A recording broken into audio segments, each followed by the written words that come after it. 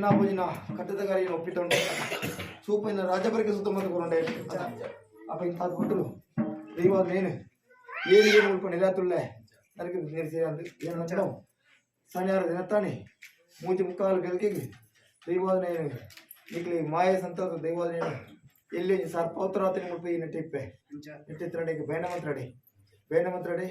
ನಿಕ್ಲ ಪಾತ್ರ ನಿಕ್ಲ ಪಂಡದವರಲ್ಲಿ ಏನೆನ್ನ ಅಣ್ಣ